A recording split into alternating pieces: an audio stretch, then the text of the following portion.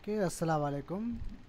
हमने पहले बात कर चुके हैं कि स्टैंडर्ड 12 के चैप्टर नंबर 2 में CSS एंड जावास्क्रिप्ट की मैंने यूट्यूब पे वो अपलोड वीडियो कर दिया है, जिसके अंदर मैंने थियरी कॉन्सेप्ट चलाया है पूरा और डिप में समझाया है कि CSS एंड जावास्क्रिप्ट क्या होती है। आज हम CSS का प्रैक्टिकल करेंगे, जिसके अंदर हम जानेंगे कि CSS को कितनी बार और कितनी तरह से हम लिख सकते हैं। तो writing types of CSS, first है इनलाइन CSS। अब इनलाइन CSS किसे कहते हैं पहले हम उसका प्रैक्टिकल करेंगे। तो यहाँ से मैं न्यू फाइल बनाता हूँ और इस फाइल को मैं सेव करता हूँ। सेव करने के बाद हम डेस्कटॉप पे एक फ़ोल्डर क्रिएट कर लेते हैं, न्यू फोल्डर करके, एंड यहाँ पे हम कोई भी नाम लिख लेते हैं, CSS ट्यूट्स। अब इस फोल्डर के अंदर मैं यहाँ पे फाइल को सेव करूँगा index.html एंड सेव कर लेंगे, क्योंकि हमें HTML फाइल बनानी है। और सबसे पहले मैं यहाँ पे HTML का बॉयलर प्लेट लिख लेता हूँ, HTML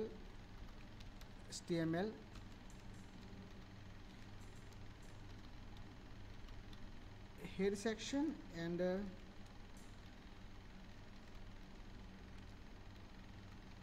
टाइटल। और टाइटल के अंदर हम यहाँ पे कुछ भी लिख लेते हैं कि CSS इनलाइन CSS लिख लेते हैं, इनलाइन CSS। ओके, अब ओनली फॉर CSS लिखते हैं। Okay, CSS tuts. अब इसका बॉडी पार्ट यहाँ पे लिख लेते हैं। अब बॉडी पार्ट के अंदर मैं H1 टैग के अंदर मैं एक मैसेज लिख लेता हूँ कि Ayaan Storm. Okay, welcome to Ayaan Storm, यहाँ पे मैंने लिखा। अब इसको मैं रन करवाता हूँ। टूल्स में जाके यहाँ पे गो करूँगा तो ये फाइल्स हमारी ब्राउज़र के अंदर शो हो जाएगी। तो यहाँ पे लिखा है वेलकम टू अयान स्टॉर्म। अभी कोई CSS को स्टाइलिंग नहीं है, ओनली फॉर मैंने H1 टैग का इस्तेमाल किया है और यहाँ पे आ गया लिख के। अब मैं सबसे पहले हम बात करेंगे इनलाइन CSS के बारे में। अब इनलाइन CSS कैसे लिखते हैं, तो हमारी जो ये फाइल है HTML की, इसके अंदर जो हमारा ये टैग है, इसको हम सिलेक्टर कहते हैं। तो इस टैग के अंदर ही हम CSS लिखेंगे। कैसे लिखेंगे, तो यहाँ पे हम स्टाइल लिखेंगे, इक्वल टू करेंगे और डबल इन्वर्टेड कॉमा के अंदर हम यहाँ पे लिखेंगे, मैं चाहता हूँ कि जो यहाँ पे मेरा कलर है ये कलर चेंज हो जाए। ओके, तो मैं यहाँ पे लिखूँगा कलर कॉलन एंड यहाँ पे लिखेंगे कि रेड।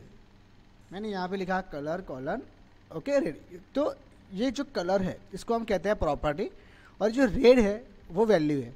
अब मैं इसको सेव करता हूँ। सेव करने के बाद यहाँ पे जाके मैं सिर्फ रिफ्रेश करूँगा तो यहाँ पे देखो कलर चेंज हो गया। अगर मैं चाहता हूँ कि इसका बैकग्राउंड कलर चेंज हो जाए तो मैं क्या करूँगा, यहाँ पे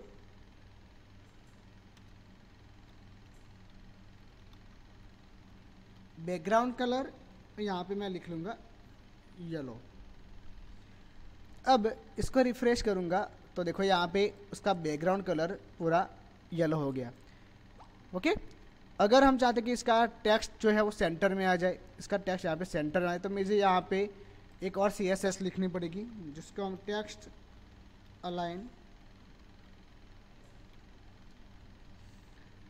अलाइन सेंटर लिखूँगा। और ब्राउज़र में आके मैं सेव करने के बाद यहाँ पे रिफ्रेश, तो ये सेंटर में ये आ जाएगा। तो ये जो CSS मैंने जो लिखी, इसे कहते हैं हम इनलाइन CSS। जो हमारा टैग है उसके अंदर ही हम CSS लिखेंगे। बट अब ऐसे CSS हम जो लिखेंगे, तो अगर मुझे मल्टीपल्स बहुत सारे हमारा HTML का मेरा कोड होगा तो मुझे मेंटेन करने में भी प्रॉब्लम होगा। तो हम एक दूसरा तरीका यहाँ पे यूज़ करते हैं कि मैं यहाँ पे एक और H2 करके टैग ले लेता हूँ और H2 के अंदर यहाँ पे लिख लेते हैं स्टैंडर्ड 12 के CSS ट्यूट्स। मैं इसको सेव करता हूँ। सेव करने के बाद रिफ्रेश करूँगा तो यहाँ पे देखो ये सिंपल, यहाँ पे कोई इफेक्ट के बिना आया, कोई CSS स्टाइलिंग नहीं दी हमें, यहाँ सिंपल आया। मैंने यहाँ पे स्टाइलिंग दी है H1 के अंदर और ये H2 है हमारा। और मैं इस S2 के लिए करूँगा इंटरनल CSS। तब इंटरनल CSS को लिखने के लिए हमें हेड, जो हमारा हेड सेक्शन है उसके अंदर हम टाइटल के नीचे लिखेंगे स्टाइल टैग। अब ये दोनों टैग के अंदर हम लिखेंगे CSS। ओके, अब CSS को लिखना कैसे है, तो हमारा जो टैग है, ये हमारा जो टैग है H1, हमें स्टाइलिंग किस की अप्लाई करनी है, S2 पे। तो यहाँ पे मैं लिखूँगा S2, जो एक CSS का सिलेक्टर है HTML का। अब क्या करूँगा, मैं कर्ली ब्रेसेस स्टार्ट करूँगा। कर्ली ब्रेसेस स्टार्ट करने के बाद मैं यहाँ पे लिखूँगा मुझे इसका कलर चाहिए ब्लू। मुझे S2 का कलर क्या चाहिए, ब्लू चाहिए। तो देखो यहाँ पे कलर चेंज हो गया, ब्लू हो गया। अगर मैं चाहता हूँ कि S2 भी, ये जो स्टैंडर्ड 12 CSS है, ये भी यहाँ पे सेंटर में आ जाए, तो मैं क्या करूँगा, यहाँ पे लिखूँगा फिर से टेक्स्ट अलाइन सेंटर, तो ये सेंटर में आ जाएगा। अगर मैं चाहता हूँ इसका बैकग्राउंड कलर भी चेंज हो जाए, तो यहाँ पे मैं लिखूँगा बैकग्राउंड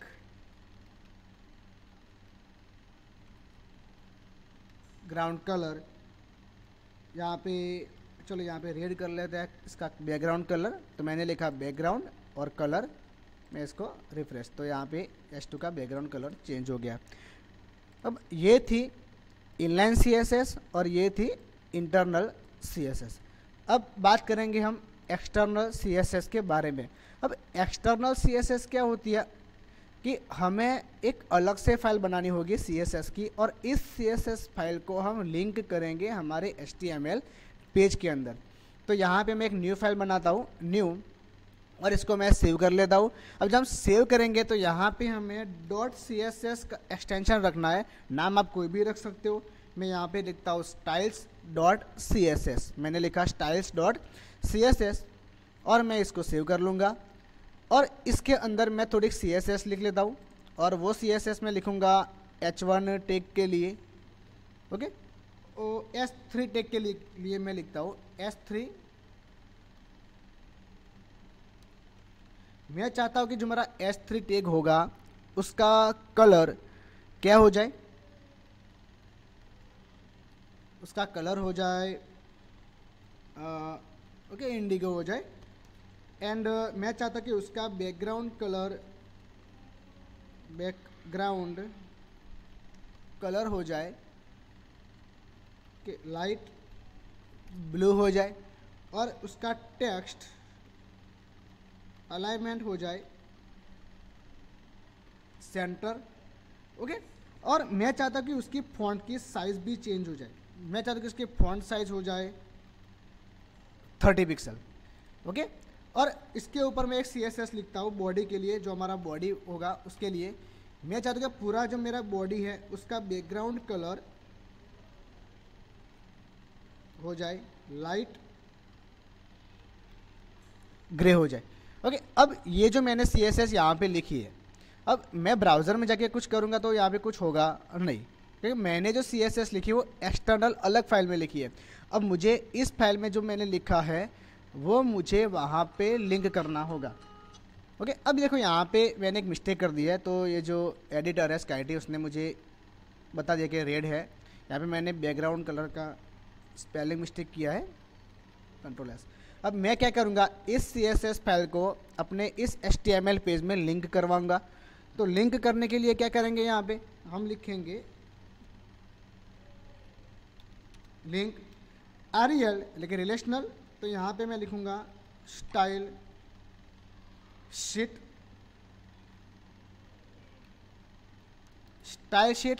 और यहाँ पे हम लिखेंगे सोर्स SRC। सोर्स कहाँ से आ रहा है, तो ये सोर्स आ रहा है जहाँ पे मैंने फाइल को सेव किया है, वहाँ पे ही है इंडेक्स, जहाँ पे फाइल है वहाँ पे CSS की फाइल है।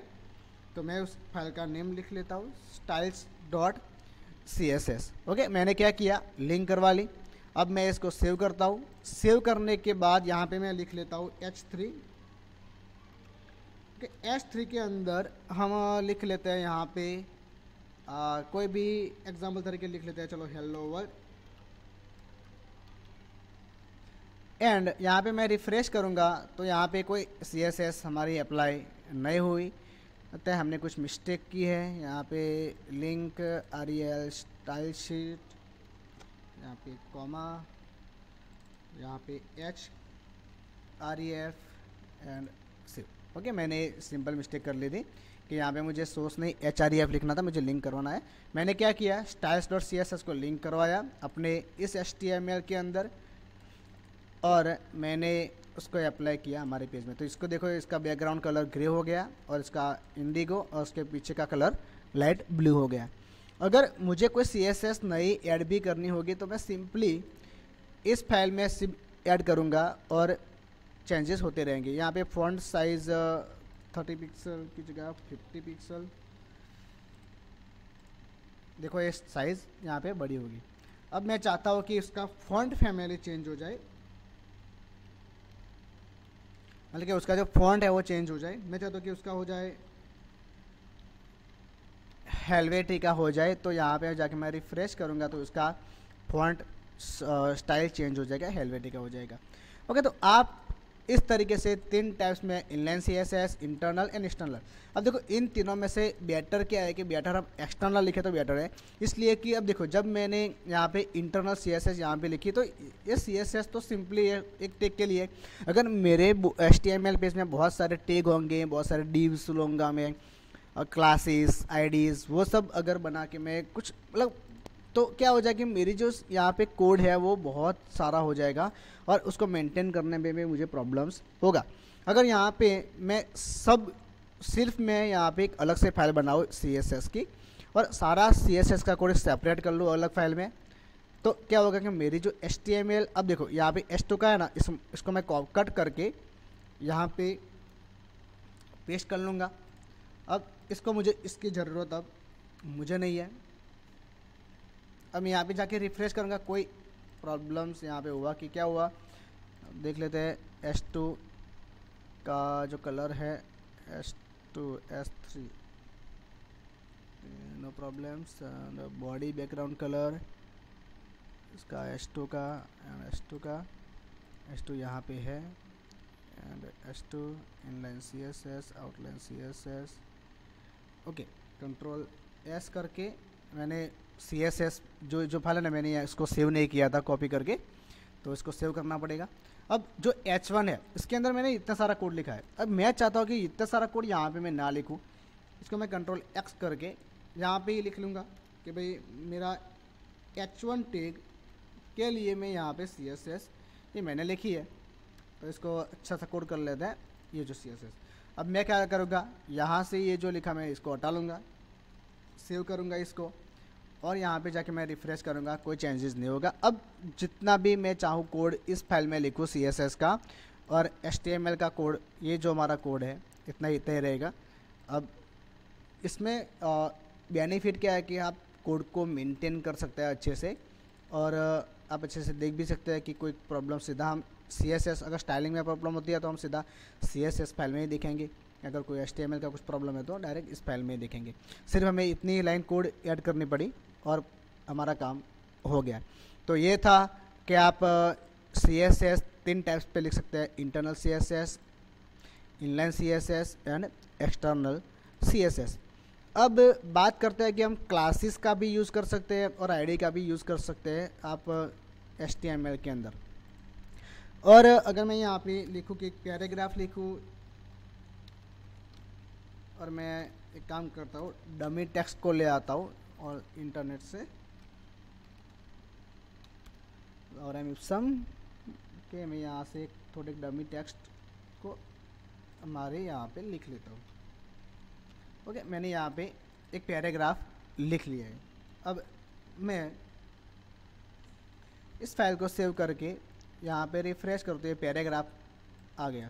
बट मैं इस पैराग्राफ को जैसा मैंने यहाँ पे S3, S2 और H1 टैग से मैंने यहाँ पे CSS दी है, मैं ऐसा नहीं चाहता। मैं चाहता हूँ कि उसको मैं एक क्लास बनाऊँ P के लिए और उसके ज़रिए मैं CSS दूँ। तो हम क्या करेंगे, यहाँ पे लिखेंगे क्लास का नाम लिख लेंगे। मैं यहाँ पे लिख लेता हूँ पैरा करके लिख लेता हूँ, कंट्रोल S करता हूँ। अब मुझे CSS के अंदर आने के बाद यहाँ पे मैं क्या करूँगा, डॉट करूँगा और प्यारा लिखूँगा, क्योंकि CSS के अंदर आप अगर क्लास के लिए CSS देते हैं तो आपको क्या लिखना है, डॉट लिखना है। ओके, अब मैं यहाँ पे चाहता हूँ कि जो पैराग्राफ का कलर है वो चेंज होके वो रेड हो जाए और उसका जो फॉन्ट साइज़ है वो बढ़ के 25 पिक्सल हो जाए। तो मैंने लिखा और यहाँ पे रिफ़्रेश करूँगा तो देखो यहाँ पे रेड हो गया और 25 पिक्सल के फॉन्ट साइज़ हो गए। ओके, और अगर मैं दूसरा पैराग्राफ भी यहाँ पे लूँ तो उसकी इफेक्ट इस पे नहीं आएगी। देखो मैंने दूसरा पैराग्राफ लिया, रिफ्रेश करूँगा, ओके यहाँ पे आ गई। अब मैं अगर यहाँ से इसको हटा दूँ तब देखना जो स्टाइलिंग यहाँ पे अप्लाई हुए ना वो हट जाएगी। ओके, मैंने क्या किया है, अगर हमारे पास बहुत सारी पैराग्राफ्स होते हैं या फिर बहुत सारे ऐसे एलिमेंट्स हम लिखते हैं जहाँ पे हमें सब के लिए हमें वो CSS नहीं देनी होती है, तो हम उस जगह पे हम क्या करते हैं कि क्लासेस और आईडी का यूज़ कर लेते हैं। ओके, क्लासेस हम मल्टी टाइम यूज़ कर सकते हैं और आईडी हम यूनिक के लिए हम आईडी का यूज़ करते हैं। अब आईडी का यूज़ कैसे करेंगे, तो यहाँ पे मैं लिखूँगा आईडी इक्वल टू, यहाँ पे मैं पी प्यारा करके आईडी बनाता हूँ। अब CSS में हम आईडी को कैसे लिखेंगे, तो CSS के अंदर आईडी के लिखने के लिए हम यूज़ करते हैं हैश, यानी यहाँ पे मैं लिखूँगा पी प्यारा और यहाँ पे मैं चाहता हूँ कि जो मेरा आईडी वाला पैराग्राफ है पी प्यारा, उसका कलर चेंज हो जाए, उसका कलर वाइट हो जाए और उसका जो बैकग्राउंड कलर है वो हो जाए ब्लैक हो जाए। ओके, मैं ऐसा चाहता हूँ और उसकी जो फॉन्ट की साइज़ है वो 30 पिक्सल समथिंग हो जाए। तो मैंने यहाँ पे किसके लिए लिखा, आईडी के लिए पी प्यारा करके, और यहाँ पे मैं जैसा रिफ़्रेश करूँगा तो देखो यहाँ पे उसका बैकग्राउंड कलर ब्लैक हो गया और उसका जो टेक्स्ट कलर है यहाँ पे वाइट हो गया। अगर मैं इसको अलाइनमेंट दे दूँ कि भाई टेक्स्ट अलाइन सेंटर, तो क्या होगा, ये सेंटर में आ जाएंगे। ओके, अगर यहाँ पे मैं लिखूँ जस्टिफाई तो जस्टिफाई में आ जाएंगे वो। जस्टिफाई में क्या होता है कि यहाँ से और यहाँ पीछे सब लाइन में आ जाते हैं।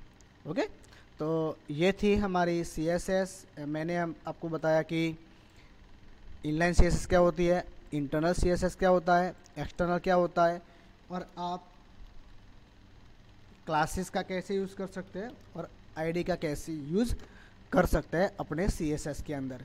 तो ये इतना CSS है, बहुत सारी स्टाइलिंग आप देख सकते हैं, बहुत सारे एनिमेशन भी आप देख सकते हैं।